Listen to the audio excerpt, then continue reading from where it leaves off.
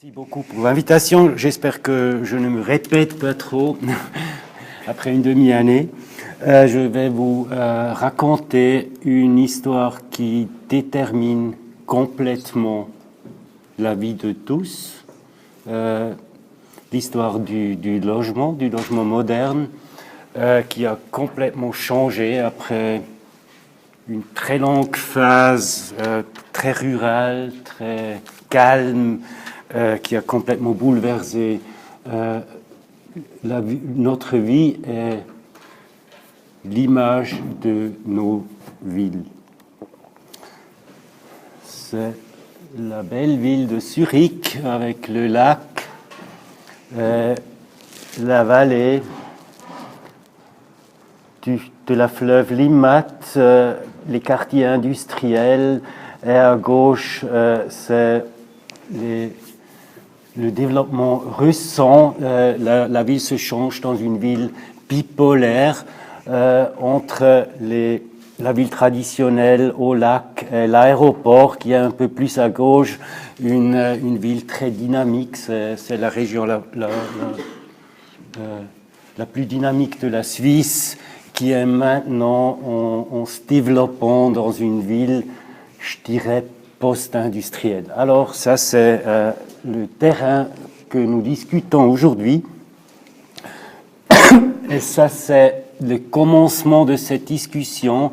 Je crois que la discussion du logement moderne a commencé avec des enquêtes milieu du 19e siècle sur la situation de la classe ouvrière, des familles ouvrières, c'était une histoire très très dure, rude, difficile, et la situation de ces familles ouvrières a mené à une discussion des architectes. Différentes générations des architectes ont essayé à trouver des solutions pour cette situation grave dans les villes industrielles explosant dans la deuxième moitié du 19e siècle. Si l'homme a des problèmes vraiment sérieux, il a des stratégies. Une stratégie est de simplifier le problème.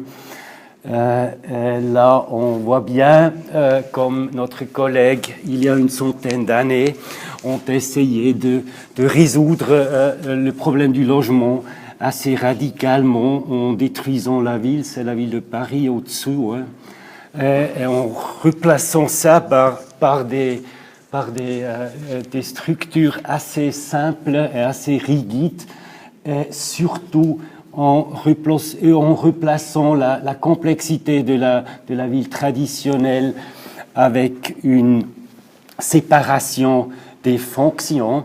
J'ai eu le plaisir de parcourir la ville de Bruxelles, ici du nord au midi. J'ai bien perçu les problèmes de la circulation du trafic que ça pose si on fragmente et divise toutes les fonctions d'une grande ville. L'autre stratégie était de typifier les désirs de l'homme en trouvant l'appartement standard, l'appartement qui est bien pour tout le monde, l'appartement qui est abordable, alors pas trop grand. C'est un congrès très très fameux en 1927 à Francfort, où le CIAM a essayé de discuter l'appartement idéal pour la famille dans la ville. Ça, on a fait de la recherche scientifiquement, on a essayé d'optimiser le travail de la femme dans la cuisine, on a mesuré les pas, on a optimisé les centimètres. C'est la fameuse cuisine de Grete Schütte-Lihotzky qu'elle a aussi développée dans les années 20 et qui était une sorte d'industrialisation et de standardisation de notre vie quotidienne qui naturellement ne reflète pas les différents menus, par exemple, les différentes idées, comment on peut préparer la nourriture, qui laisse ça pour avoir la mass fabrication, la standardisation de la vie quotidienne. Sur l'échelle urbanistique, c'était le soleil, c'était la production industrielle de l'habitat qui a complètement commencé à dominer la pensée sur la ville.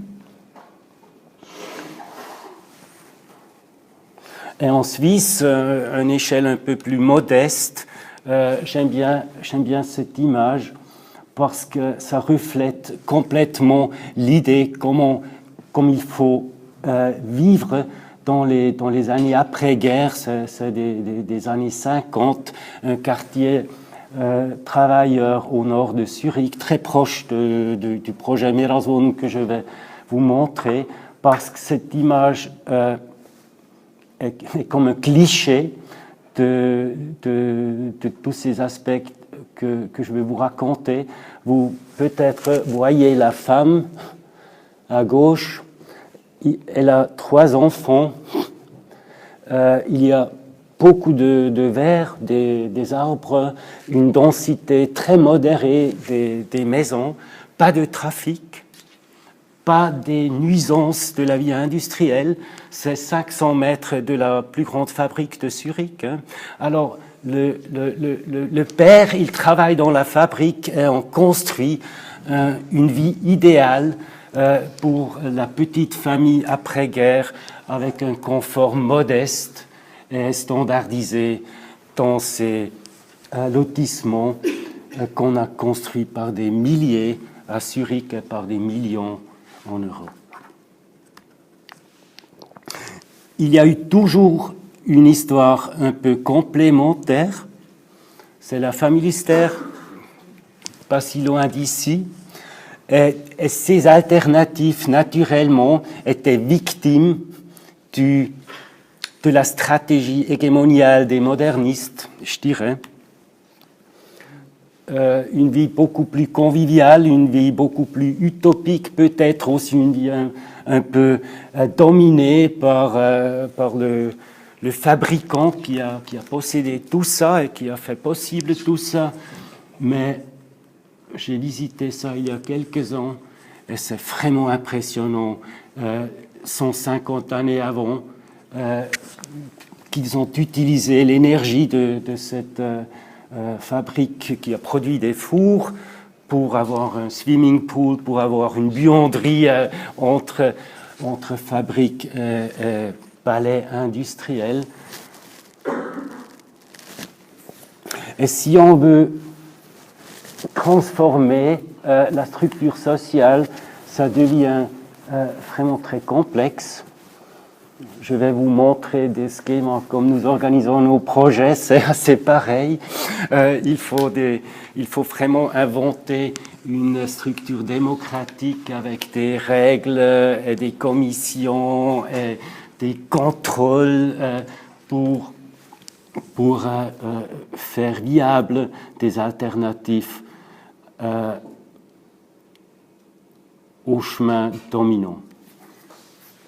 Ils ont même expérimenté avec une propre monnaie, une économie vraiment indépendante du capitalisme qui était organisé dans ce temps. L'autre source très importante aussi pour nos projets, nous avons étudié ça assez sérieusement pour trouver des alternatives, c'était la jeune SSSR, Union soviétique dans les années 20, une très brève phase de 5 années où le mariage, par exemple, était terminé, ça n'existait plus, où on a expérimenté sur un niveau très très intéressant et élevé sur des nouvelles formes de vie ensemble. C'est la maison très très fameuse et dans un état difficile maintenant. Le NARCOM filme une colocation grande de 300 personnes avec des crèches, des restaurants, des salles de sport, aussi un urban gardening avant la lettre qui était intégré dans les fenêtres ici dans la façade sud. Naturellement, c'est aussi l'industrialisation de la construction et la standardisation, mais avec d'un côté, c'était standardiser les espaces privés, d'autre côté, c'était libérer les espaces communs, et ajouter des fonctions très complexes, très sociales pour la vie de cette communauté. Staline a terminé tout ça dans les années 30, et maintenant c'est comme ça. Mais même dans cette structure, on perçoit la force d'une société qui a cherché de trouver des nouveaux chemins.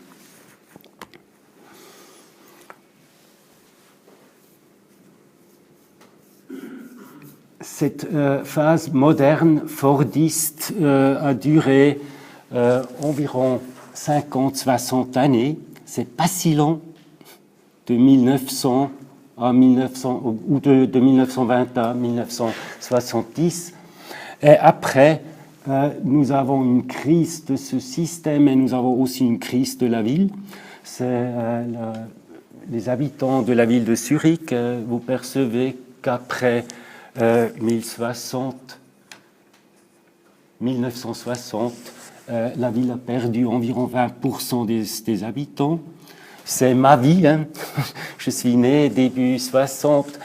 Cette crise, cette réflexion sur des alternatives urbaines, partie de ma vie, a dominé ma vie professionnelle. C'est le turning point, le début des années 60. Il y a des premières voitures. C'est aussi dans ce quartier industriel au nord du Zurich. L'architecture a changé naturellement. Elle est devenue plus moderne. La construction a changé. Et 10 années plus tard, on a construit cette autoroute au milieu de ce quartier qui était un résultat de cette séparation des fonctions naturellement. Il y a eu tellement de gens dans la périphérie de la ville qu'il a fallu lier. Vous voyez, la maison grande à l'arrière, c'est le même qu'avant. Et ça a complètement détruit des structures d'assez haute qualité avant. Charles Jenks a dit le jour où le modernisme a mouru. Pruitt-Igoe à Saint Louis, dans les années 70, les rêves de la standardisation d'une société égale dans des maisons unifiées, standardisées, a échoué. Avec dynamite, on a essayé de résoudre les problèmes qu'on a produits avant.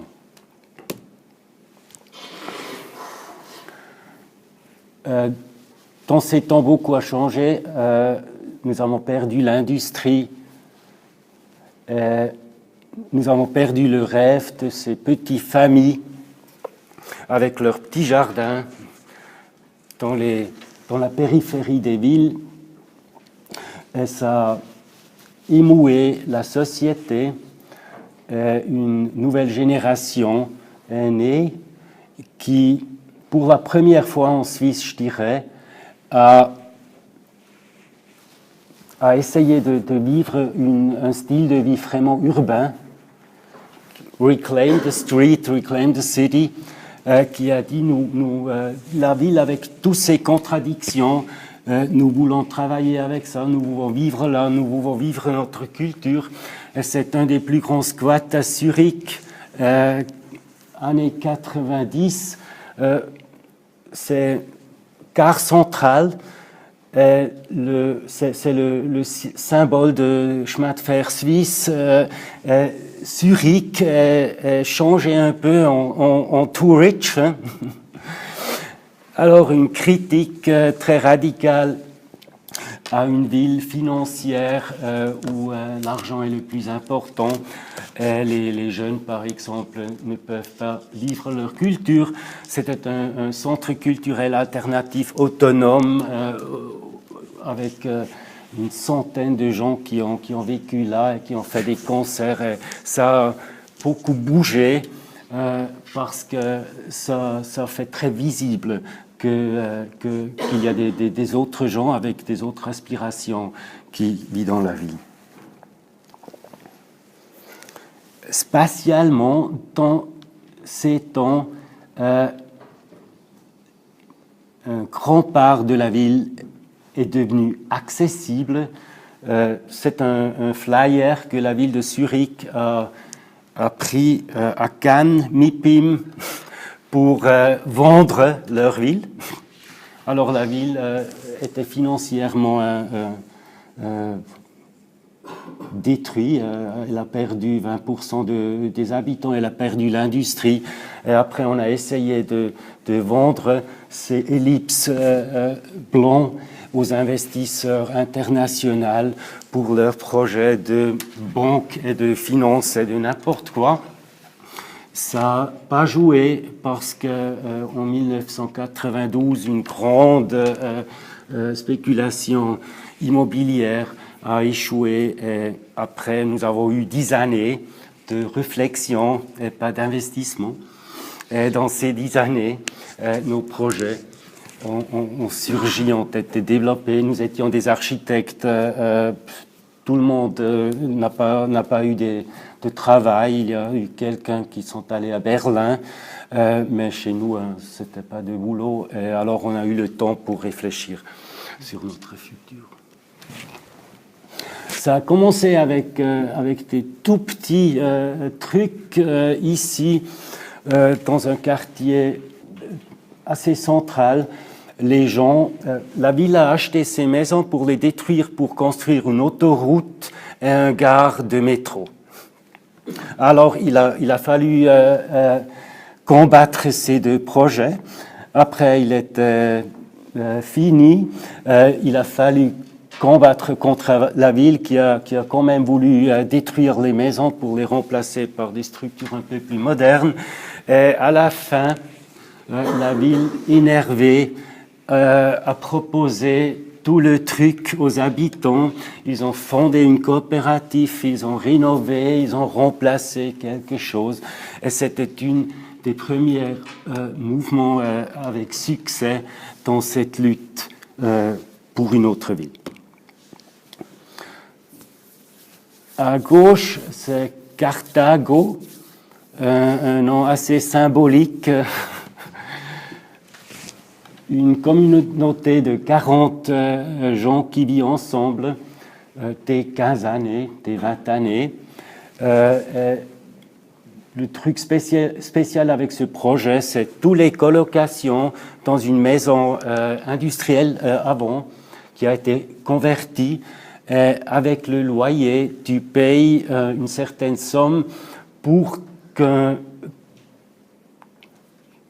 tu aies la cuisine collective. Hein.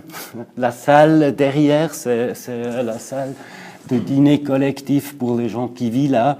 Et on a essayé, on a joué avec des modes de vie complètement différentes comparés avec ce schéma de la petite famille enserrée dans leur appartement. Ça fonctionne très bon. Le plus grand problème qu'ils ont, ils sont très très intéressants pour les familles monoparentales parce que c'est un tel confort que si cuisiner n'est plus part de de ta vie qu'ils doivent régler un peu le taux des parents monoparentales dans le projet. Il y a eu des premières constructions neuves. C'est aussi une coopérative nouvelle qui s'est fondée dans les 80, la coopérative des maisons auto-gérées. Il possède maintenant environ 100 maisons à Zurich. S'il y a une maison qui est sur le marché, s'il y a une femme vieille qui veut que les gens peuvent rester, ils peuvent proposer la maison à cette coopérative. Maintenant, ils sont financièrement assez fortes parce qu'ils ont un stock de maisons existantes qu'ils possèdent, d'agir très vite et d'acheter ces maisons et de les donner aux gens qui vivent là. Et après, ils forment une association sous cette umbrella organisation et ils peuvent régler leur vie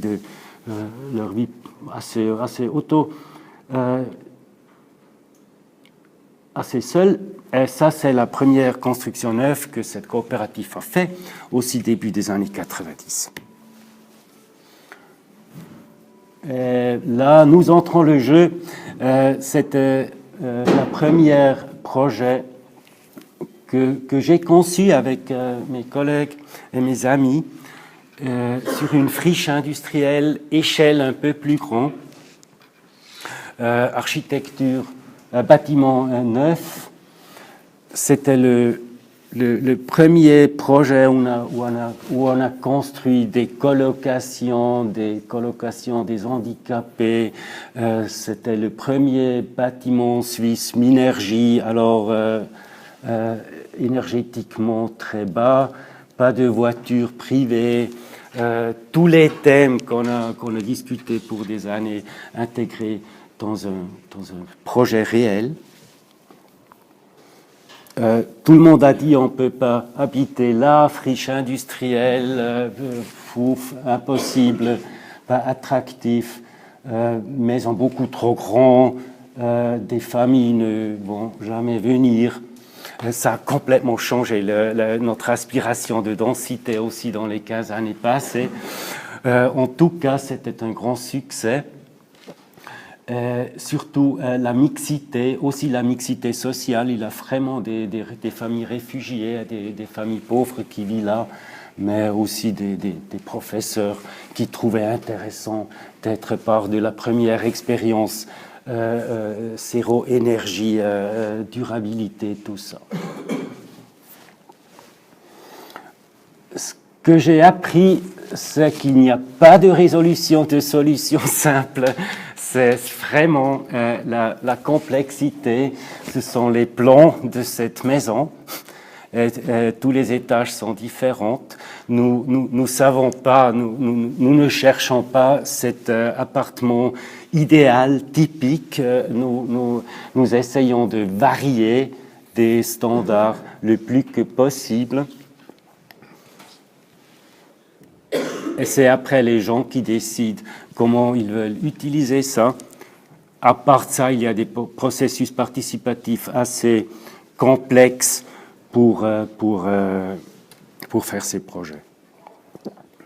Ces deux appartements, à droite, vous voyez une colocation énorme avec 11 chambres privées. C'est là où j'habite jusqu'à maintenant. Maintenant, c'est un peu plus meublé. Certains slides pour vous montrer comment ça fonctionne, comment les gens utilisent les espaces. Nous sommes vraiment en périphérie, il n'y a pas d'infrastructure commerciale. Alors, après 5 années, les gens ont décidé de faire leur propre magasin. C'est pas commercial, ça fonctionnait jamais dans cette échelle, mais parce que tout le monde qui habite là, ou presque tout le monde, des soirs par mois, aide à vendre les trucs, ça fonctionne. Et c'est aussi une structure sociale très très importante. Si tu déménages dans le projet, nous proposons aux gens de travailler un peu ici, alors ils connaissent tous, tout le monde. les espaces sont pas beaucoup traités par les architectes paysagistes. C'est une énorme toit terrasse. Encore, un groupe s'occupe des herbes, des plantes. S'il y a une crise dans le groupe, il n'y a pas de plantes, ça se règle dans la vie quotidienne. Là, j'ai appris l'importance des légumes, des plantes, des choses vertes. C'est une des méthodes les plus simples pour intégrer beaucoup de gens. Pas seulement les intellectuels qui discutent les projets participatifs, mais aussi les gens très simples qui trouvent ici un devoir raisonnable. Et peut-être ça produit même des choses qu'on peut manger.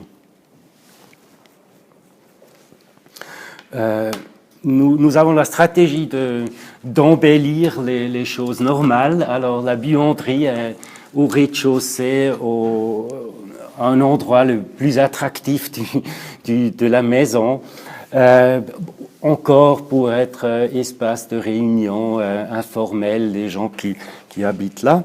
Et ils peuvent utiliser ça sans frais 24 7724.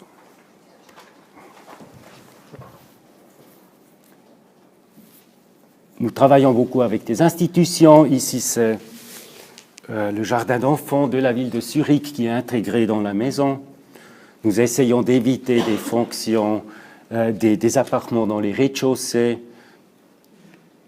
Et ça peut aider.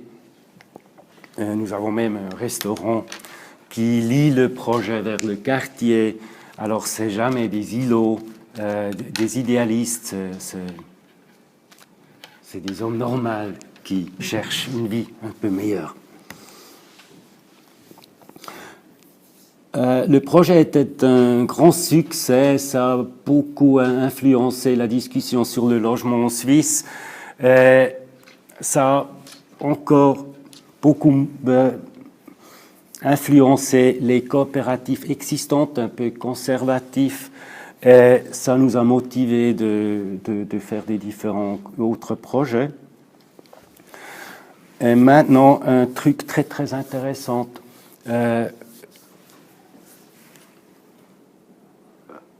Les taches vertes, c'est les coopératifs à Zurich. Un plan qui était pas dans l'esprit des gens, des terroirs énormes, des terroirs où on n'a jamais fait quelque chose dans les 30-40 années avant. C'était les appartements bon marché, c'était les appartements pas beaucoup rénovés, mais stratégiquement, c'est très très intéressant si on peut entrer avec les nouvelles idées dans ces terrains. Et ça, c'est l'histoire des 15 années passées, parce que des projets pionniers qui sont une vingtaine, c'est assez beaucoup de projets. Au milieu, c'est les coopératives très très traditionnelles, des coopératives de 100 ans, qui ont aussi pris certains des aspects des coopératives pionniers dans leurs projets et qui surtout ont recommencé à construire. Nous avons une renaissance de la ville énorme. Et cette renaissance de la ville, aussi, c'est aussi le marché privé qui fait beaucoup, mais cette renaissance de la ville a aussi motivé les coopératives de repenser leur stratégie et de discuter ensemble, d'apprendre d'un projet à l'autre. Ça fait le cas de Zurich si intéressant au moment que ce ne sont pas seulement les Lighthouse Projects, un ou deux ou trois, c'est vraiment un mouvement très très large qui peut changer la vie. Le symbole de cette fusion entre les coopératives traditionnelles et les jeunes pionniers, c'est ce projet. Il y a 10 années, en 1207, on a fondé une nouvelle coopérative maintenant. C'est plus que 50 coopératives existantes qui sont membres de cette coopérative. Alors, et cette coopérative a été fondée avec le destin de faire la recherche sur la ville du futur et sur l'habitat du futur. C'est un truc très, très exceptionnel. Normalement, le marché immobilier est complètement conservatif et tout le monde a peur de faire les expériences parce que ça coûte tellement, c'est complexe. Et ici, on a eu la chance de faire de la recherche. Et ça a été aussi financièrement possible parce que tellement de coopératives ont financé le projet et ont donné d'argent pour aussi apprendre de ce projet. Encore une friche industrielle assez grande, 4 hectares, à la périphérie de la ville de Zurich. On a construit des éléments en béton ici. Dans le voisinage, il y a jusqu'aujourd'hui une usine de béton, l'incinérie de Zurich, alors un site pas très attractif pour se loger.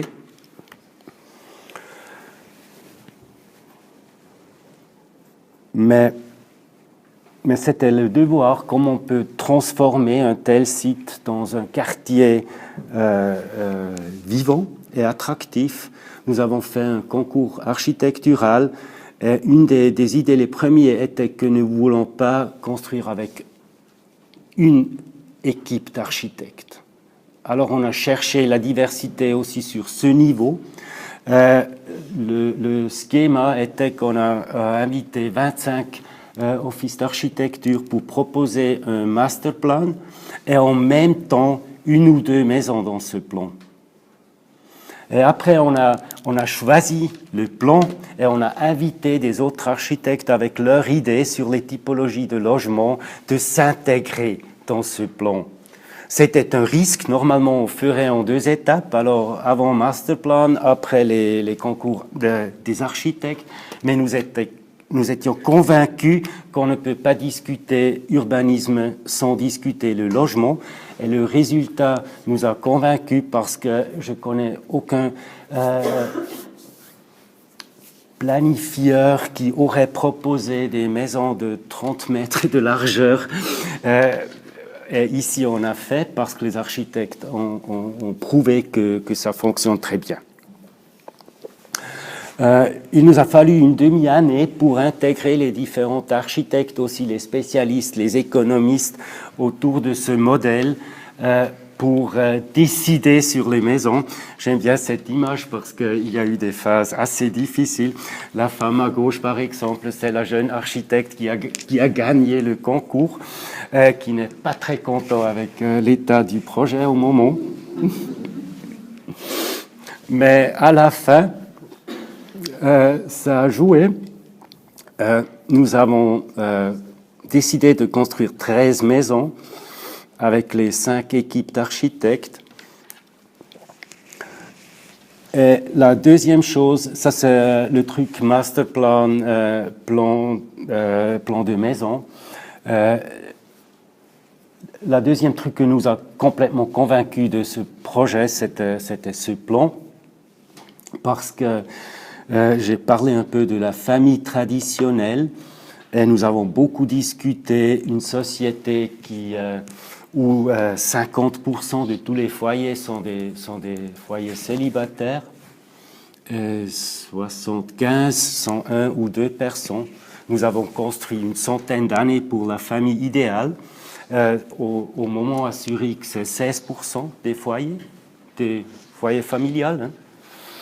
Alors, quelles sont les structures qui sont plus adaptables et adaptées à une société complètement fragmentée? Et cette femme que vous avez vue avant, elle a proposé de faire ça. C'est une structure qui est composée par des, je dirais, micro-appartements de 35-40 mètres carrés avec un petit salle de bain, 1 ou 2 chambres. Et on peut, dans ce système, il y a 11 de ces micro-appartements. On peut lier Si on lit 3, on a un appartement de famille. Si on lit 5, on a une colocation. Si on lit 6, on a un groupe des handicapés. Nous avons même un orphelinat dans cette structure maintenant. Alors, une structure qui respecte l'espace privé, ça a une certaine permanence, mais qui fait à disposition les relations entre les différents atomes dans notre société complexe. Les architectes nous ont fait par cadeau ce petit livre après cette phase, Maison en dialogue. Alors, je trouve, même sur le niveau de la production architecturale, je suis convaincu qu'il faut inventer des méthodes plus dialogiques pour développer nos projets. Ici, c'était impératif parce que c'était 5 bureaux qui ont dû trouver un chemin ensemble. Et ça, c'est le résultat. Une densité exceptionnelle, mais une qualité de vie et une qualité urbaine aussi assez étonnante. Et nous avons discuté ça cet après-midi. Si nous construisons pour les gens vraiment pauvres, il faut construire le luxe. Alors, c'est vraiment les appartements très, très bon marché, une des maisons les plus bon marché qu'on a construit en Suisse, mais avec cette immense densité, avec cette grandeur des volumes, il devient possible d'offrir des espaces luxurieux pour les gens qui y habitent.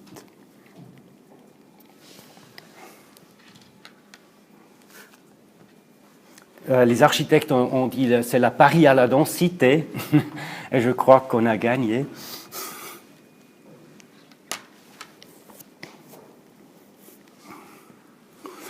Encore faire les fonctions de la vie quotidienne dans une manière un peu plus luxurieuse. Il n'y a pas de machine à laver individuelle, mais si on fait ça ensemble, on peut acheter les machines de très grande qualité, aussi qualité écologique. Et on peut proposer ça aux gens qui vivent là. C'est un standard suisse assez modéré, mais on a voulu construire robuste, avec des matériaux durables et d'une durée de vie longue. C'est le moment où les gens viennent, il y a 2 années. Pour moi, comme architecte, c'est le premier projet où je suis presque tous les journées maintenant, parce que je suis dans le board des directeurs, et c'est vraiment une expérience spéciale pas seulement de délivrer une œuvre, mais aussi d'être inspiré par l'interprétation des gens de ce qu'on a fait. C'est un projet des paysagistes très intelligent, je trouve. Ils l'ont nommé Allmende Commons. Dreifelderwirtschaft, alors c'est des méthodes médiévales du traitement du terre qu'on commence avec un champ et on laisse, on varie les différentes plantes. Et ils ont dit, nous faisons pas complètement le projet, nous laissons certains terrains. Et ça, c'est un tel genre aux habitants. Et après, qu'ils sont entrés, ils décident ce qu'ils veulent faire là, si c'est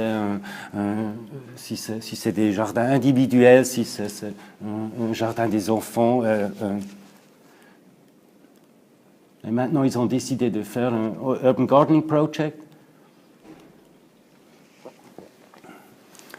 Des espaces pas tellement définis qui attirent les gens pour les meubler.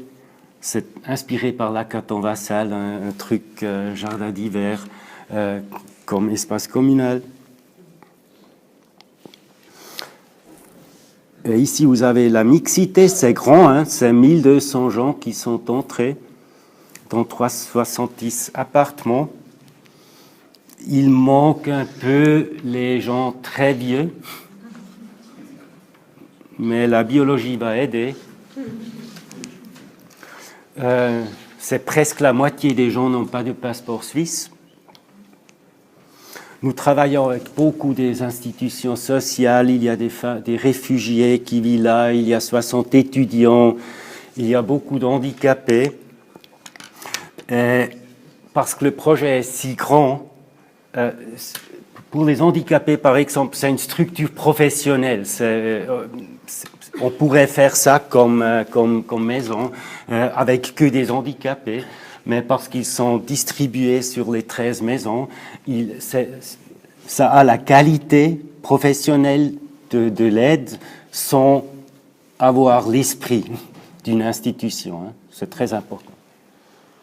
C'est aussi vrai pour les appartements subventionnés. La ville nous a demandé de faire 20% des appartements subventionnés. Ils ont le même standard, ils sont distribués sur toutes les maisons. Les voisins même pas savent si leurs voisins profitent d'un appartement subventionné.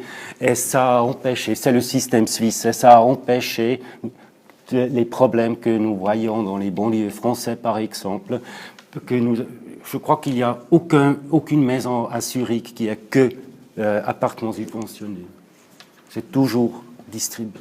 Et ça fonctionne aussi pour les riches.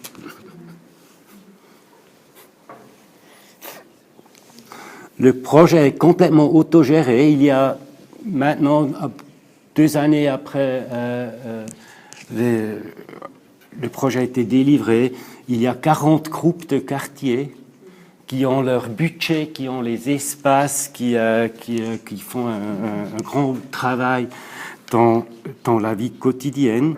Ça, c'était la première réunion des locataires. Nous avons un hôtel qui est pour les gens qui vivent là, s'ils ont des hôtes, mais les chambres qui ne sont pas utilisées par les habitants, ils sont loués sur le marché normal. Ça nous permet d'être là. C'est très, très important. Si on fait des structures tellement complexes sur le niveau social, il faut être présent. Nous avons 65 nations. Alors, la communication, les langages, c'est très, très difficile. Et ça aide, si tu es là, si quelqu'un ne comprend pas la lettre de l'administration, ils peuvent venir avec les enfants traduisent, on trouve un chemin. Oups, pardon. Il y a beaucoup de services quotidiens parce que, comme cette station de mobilité, on peut louer des bicyclettes électriques. Si on a un truc à transporter, nous avons des voitures électriques aussi. Mais les gens, ils renoncent avec le contrat de location à posséder une voiture privée. Alors, c'est 47 voitures individuelles pour les handicapés, pour les travailleurs. Dans le nu, il y a des exceptions comme ça. Ça, naturellement, a épargné énormément. Hein. Nous sommes dans un marais, alors les constructions souterraines sont très, très chères. Ça nous a épargné des millions. Nous compensons avec ces infrastructures qui sont plutôt software que hardware.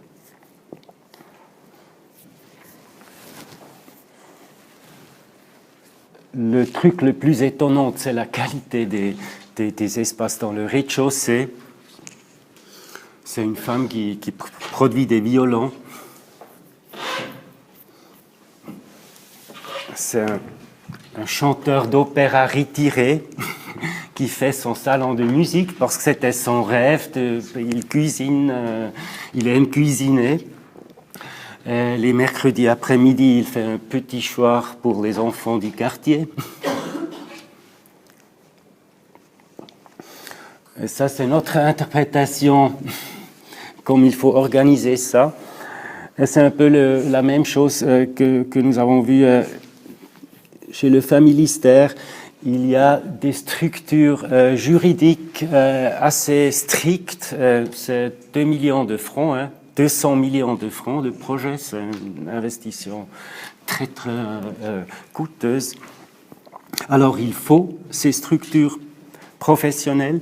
Il faut aussi un management là qui est capable de traiter tous les problèmes techniques et sociaux qui se posent. Nous avons même une femme professionnelle qui travaille pour la coopérative, qui s'occupe des processus de tous les jours, qui modère des conflits entre les différents groupes et tout ça.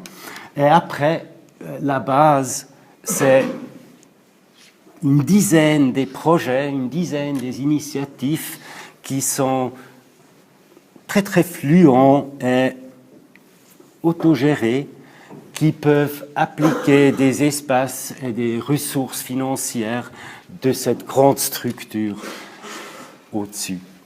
C'est la balance qu'il faut trouver entre la démocratie de base et les formalités et les formalismes juridiques d'une intervention urbanistique. Encore les légumes,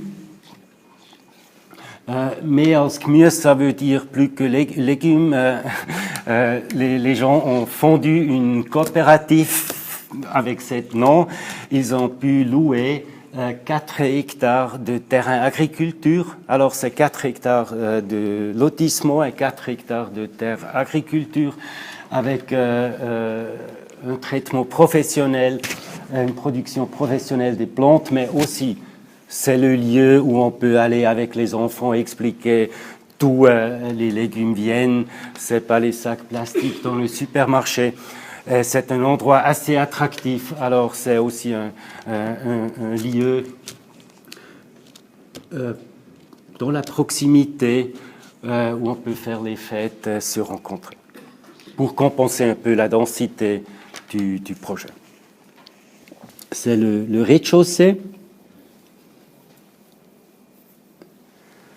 Et vous vous souvenez peut-être du premier image de la friche à la périphérie. C'est vraiment converti dans un quartier, c'est un plan qu'on pourrait trouver dans un quartier central d'une ville avec toutes les fonctions sociales, commerciales qu'il faut.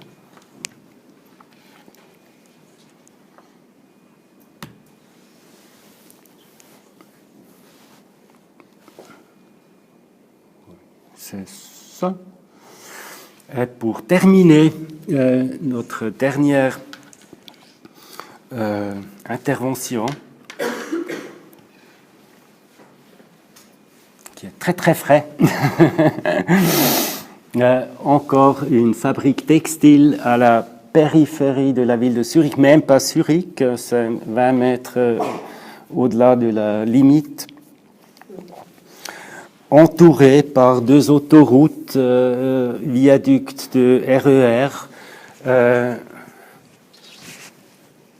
une île entre 3 villages encore. Alors la ville de Zurich est de villages, mais qui était dans le 19e siècle, l'une des fabriques les plus importantes de la Suisse pour la production textile. C'est la famille qui possède tous ces 20 hectares. Ils ont fait un peu comme Gaudin, ils ont fait leur propre nourriture, ils ont eu des bêtes, une ferme, ils ont eu des maisons pour les gens qui ont travaillé dans la fabrique. Alors, une communauté des âges industriels, et maintenant, c'est complètement bouleversé et changé. Et nous avons pu acheter ce terrain là-bas.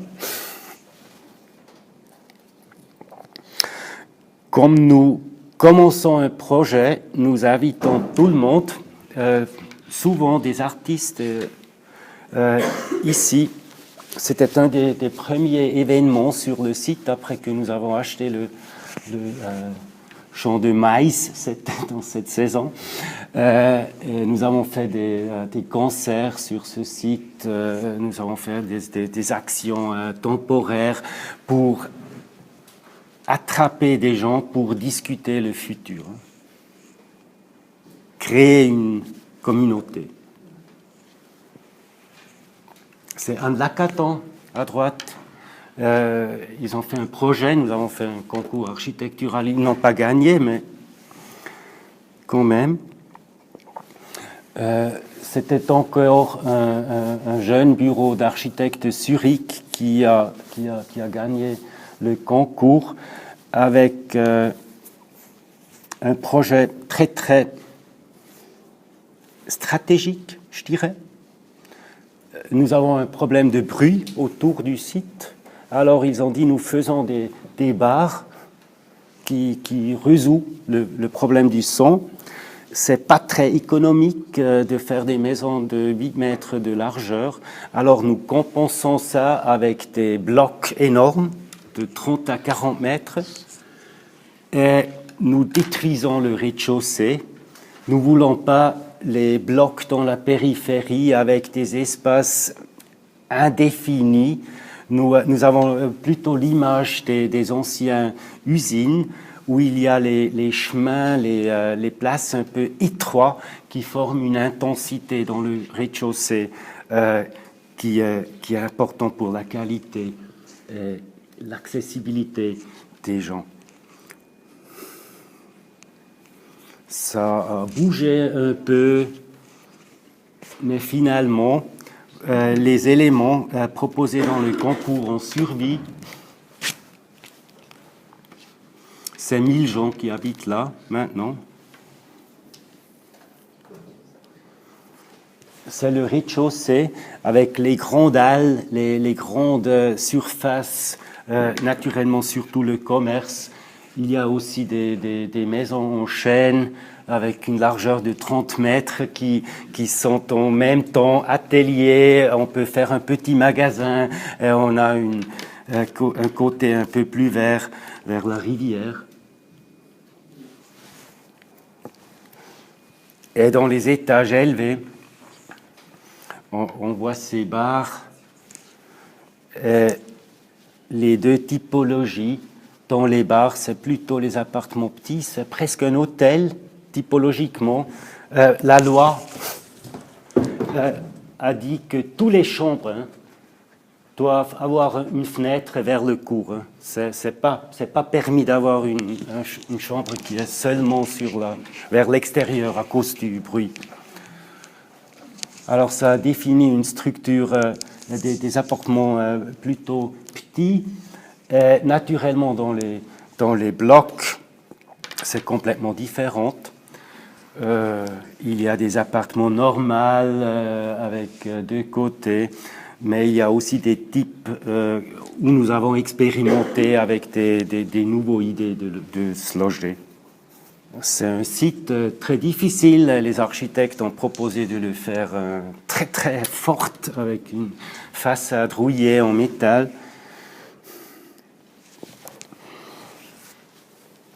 Une architecture industrielle, c'est vraiment industriel, ce sont des éléments en béton, les grilles en métal. L'architecte paysagiste a dit « je fais rien ». Les gens, ils doivent faire des trous dans l'asphalte et planter ce qu'ils veulent. Je propose que des opportunités.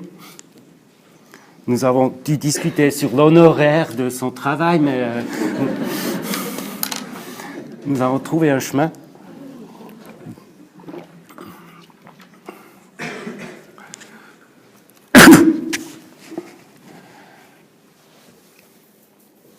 Nous faisons toujours des appartements complètement normaux. Et là où il y a des propositions typologiques intéressantes, nous essayons d'inventer un peu. Cet appartement a une histoire. Nous avons discuté avec un couple, des artistes, 60-65 années. Ils ont toujours travaillé la vie et ils ne veulent pas cesser de travailler après la retraite. Alors, il n'y a pas de retraite. Ils ont énormément de trucs rassemblés dans leur vie. Et ils veulent unir l'atelier et le logement. Et ça, c'est l'histoire derrière cet appartement. C'est un appartement, c'est un 4 pièces conventionnel avec 100 mètres carrés à gauche et à droite. Et au milieu, dans cet volume énorme de ce bloc, il y a un espace de 70 mètres carrés. Le prix d'un magasin de stockage. Alors, il y a deux prix. Il y a un prix de logement, il y a un prix de magasin de stockage, ce qui fait accessible cet appartement à un prix assez raisonnable. Et nous avons fait 10. Maintenant, il y a encore 4, je crois, qui ne sont pas loués. Parce que la groupe des artistes, ils ont trouvé un autre projet, mais nous avons trouvé tellement convaincant cette histoire que nous avons voulu essayer. L'appartement que je trouvais le plus intéressant que je connais au moment, autour d'un patio, il y a l'assemblage de toutes les discussions que nous avons menées dans les 20 années passées. C'est un truc entre colocation, cluster, micro-appartements. Il y a des couples là, des familles monoparentales. Il y a un salon énorme. Tu peux cuisiner pour 30 gens. Et là, on a presque supprimé la porte d'appartement conventionnelle de la phase fordiste, je dirais.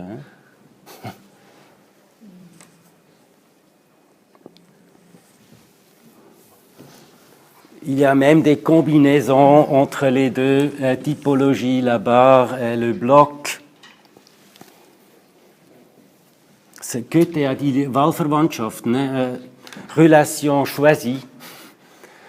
Tu peux très bien définir ta relation avec la communauté. Si tu es un peu plus séparé, tu choisis un appartement petit dans la barre. Si tu es très, très, très convivial, tu es proche de la cuisine.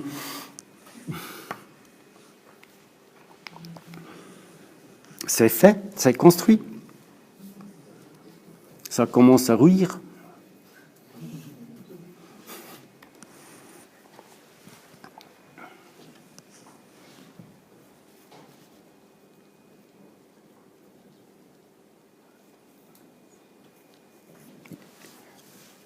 C'est un site avec beaucoup de contrastes. Petite rivière, très très agréable,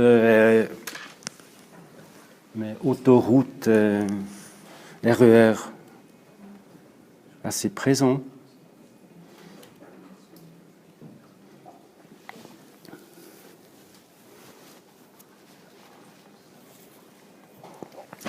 Et pour finir ma petite présentation, l'histoire des ponts, les architectes ont proposé dans le concours de lier ces différentes typologies de maisons avec des ponts, parce qu'ils ont trouvé ces ponts dans la fabrique ancienne, qui a eu une fonction technique de lier des différentes phases de production avec les ponts entre les maisons.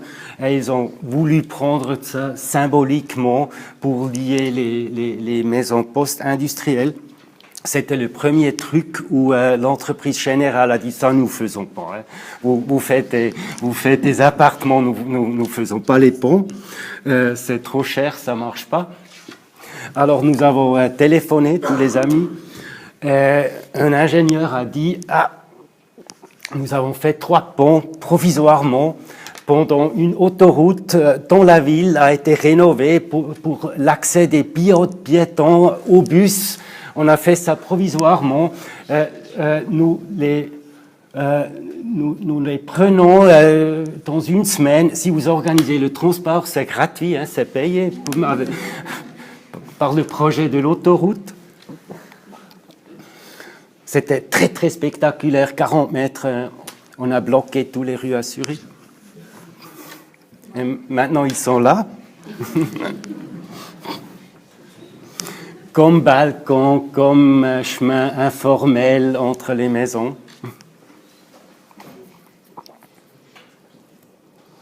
Et ça, c'est après même pas terminer le chantier.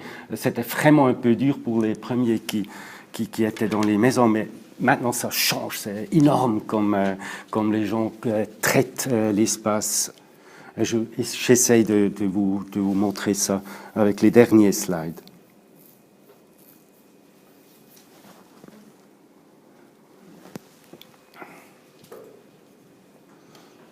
C'est tout préparé pour que les gens le traitent. Alors les mèches simples, c'est lié avec la terre pour qu'on peut planter.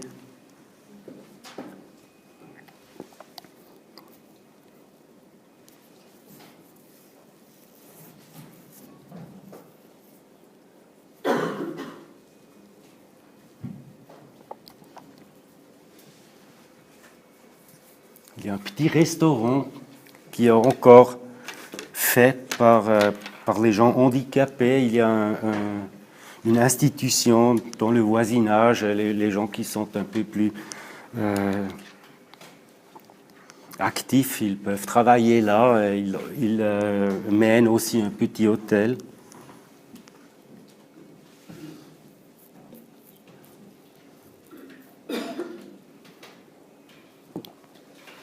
C'est une halle que nous avons fait comme parking de bicyclettes parce que dans les projets, il y a des centaines de bicyclettes. Alors, il faut vraiment construire des structures pour ça.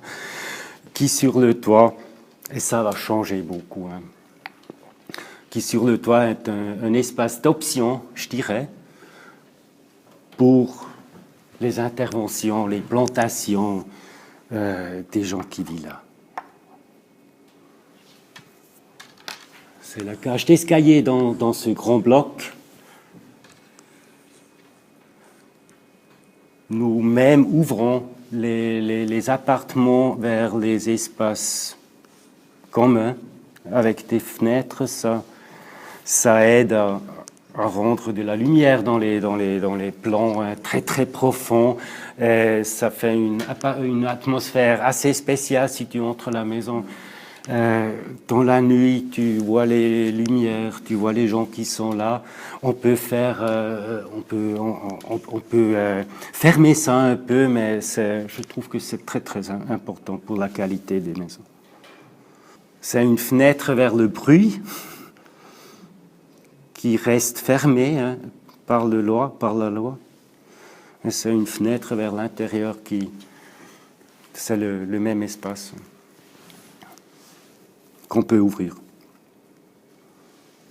Et c'est les premières activités. C'est cet appartement énorme autour du patio.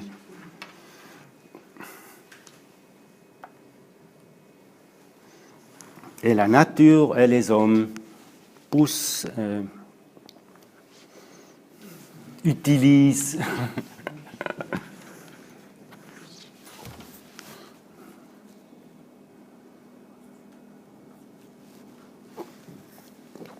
On a beaucoup discuté en Suisse, ce projet est trop radical, trop aussi un peu cynique vers les gens qui habitent là. Je trouve pas, mais peut-être nous pouvons discuter ça après ensemble.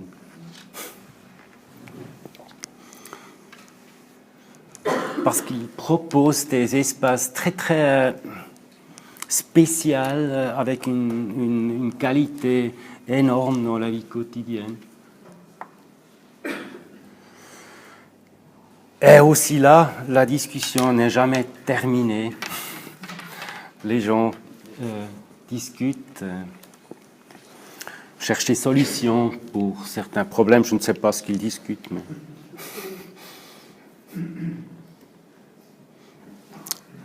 Et c'est le dernier.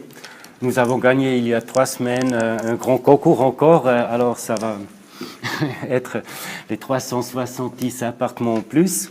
C'est le premier truc que nous avons fait, c'est le plan de la participation. Alors,